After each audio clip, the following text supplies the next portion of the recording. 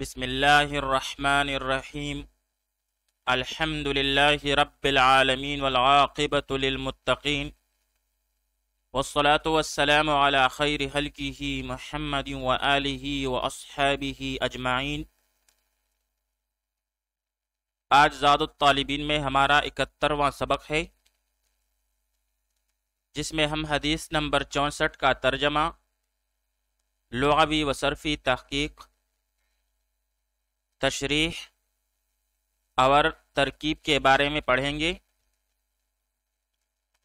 حدیث نمبر 64 ہے، الا کلکم راع وکلکم مسئول عن رعیتہ۔ الا کلکم راع وکلکم مسئول عن رعیتہ۔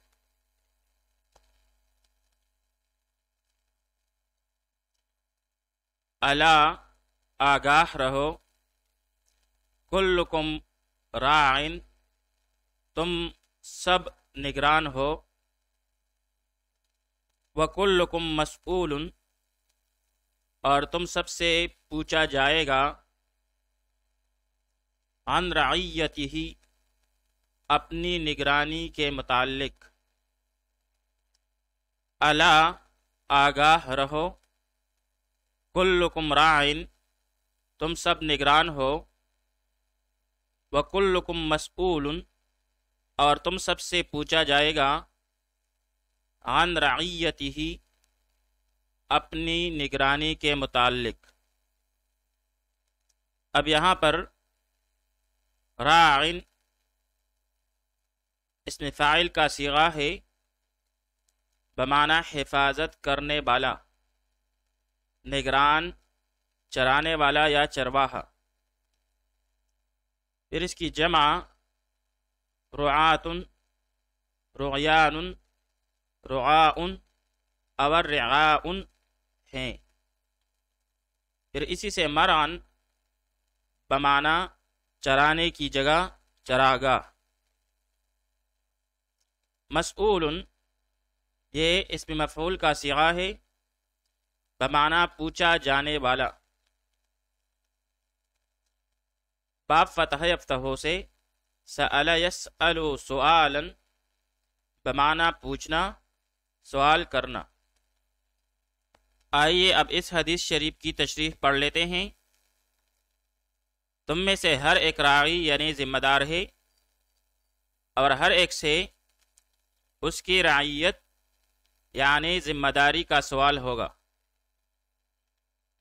بس حاکم وقت لوگوں کا راعی ذمہ دار ہے، اور اس سے اپنی رعیت یعنی رعایا اور عوام الناس کا سوال ہوگا۔ اور عورت اپنے شوہر کے گھر کی راعی یعنی ذمہ دار ہے، اور اس سے اپنی رعیت یعنی گھر کی ذمہ داری کا سوال ہوگا۔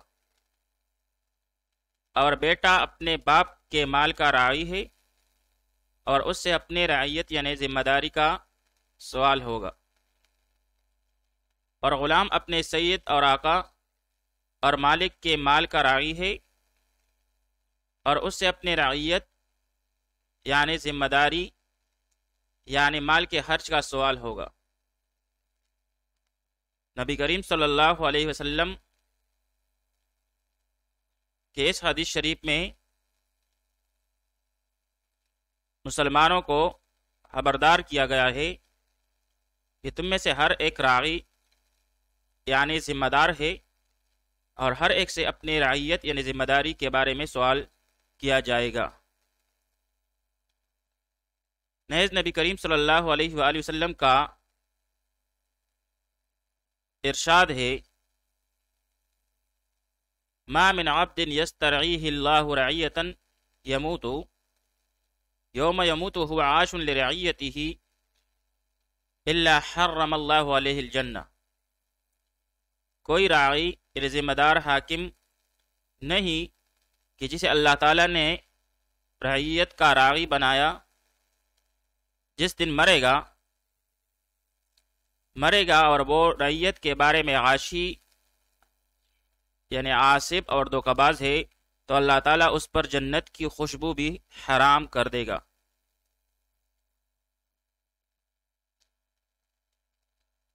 یہاں پر ایک اہم واقعہ بتاتا چلوں، ایک سبق آموز واقعہ ہے۔ ایک دن سیدنا ابو مسلم خولانی رضی اللہ تعالیٰ عنہ سیدنا معاویہ بن ابی سفیان رضی اللہ تعالیٰ عنہما کے پاس حاضر ہوئے اور کہا، السلام علیکہ ایہا الاجیر۔ تو لوگوں نے کہا، ایہا الامیر کہیے۔ تو انہوں نے پھر السلام علیکہ ایہا الاجیر کہا۔ لوگوں نے پھر کہا، ایہا الامیر کہیے۔ تو پھر انہوں نے وہی جملہ دہرایا 3 دفعہ۔ اسی جملہ کو انہوں نے دہرایا اور لوگ اس پر اصرار کرتے رہے کہ آپ سے ایہا الامیر کہلوائے۔ آخر میں سیدنا معاویہ رضی اللہ تعالیٰ عنہ نے کہا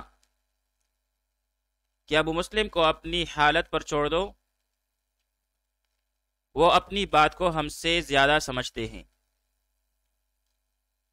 اس کے بعد سیدنا ابو مسلم رضی اللہ تعالیٰ عنہ نے کہا، اے معاویہ، تم اجیر یعنی تنخواہ دار ہو، ان بکریوں کے ریوڑ کے لیے۔ تم کو ان بکریوں کے رب نے اجرت پر رکھا ہے۔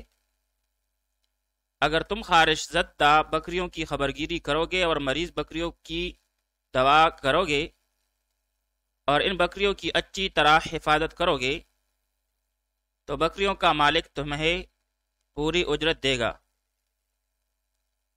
اور اگر تم نے خارش زدہ بکریوں کی خبرگیری نہ کی، مریض بکریوں کی دوا نہ کی، بکریوں کی اچھی طرح حفاظت نہ کی، تو بکریوں کا مالک تم کو سزا دے گا۔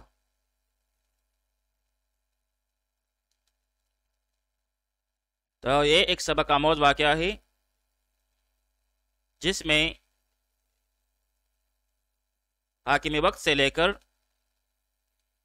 گھر کے ہر فرد تک ہر ایک پر ایک ذمہ داری ہوتی ہے، اور اس ذمہ داری کو نبھانا اور اسے پورا کرنا مسلمان کے لیے بہت ضروری ہے۔ آئیے اب اس حدیث شریف کی ترکیب پڑھ لیتے ہیں۔ الا حرف تنبیہ ہے، کلکم، کل مضاف، اور کم ضمیر مجرور متصل مضاف الیہ، پھر مضاف اور مضاف الیہ مل کر مبتدا، راعن اس کے لیے خبر، پھر مبتدا اپنی خبر سے مل کر جملہ اسمیہ خبریہ ہو کر معطوف علیہ، کیونکہ اس کے بعد وہ عاطفہ ہے۔ کلکم پھر سے مضاف اور مضاف الیہ مل کر مبتدا، مسئول صیغہ اسم مفعول، اور اس میں ہوا ضمیر مستتر جائز الاستتار، اس کا فاعل، اس کا نائب فاعل، مفعول کے صیغے میں نائب الفاعل نکالیں گے۔ عن رعیتہ، عن جارہ، رعیتہ مضاف مضاف الیہ مل کر مجرور، پھر جار مجرور مل کر یہ متعلق ہوا مسئول سیاہ اسم مفعول کے ساتھ جو کہ شبہ فعل ہے، پھر سیاہ اسم مفعول شبہ فعل اپنے نائب الفاعل اور متعلق سے مل کر شبہ جملہ ہو کر خبر ہوئی ما قبل مبتدا کے لیے، پھر مبتدا اپنی خبر سے مل کر جملہ اسمیہ خبریہ ہو کر ما قبل کے معطوف علیہ پر معطوف، پھر معطوف علیہ اپنے معطوف سے مل کر جملہ معطوفہ ہوا۔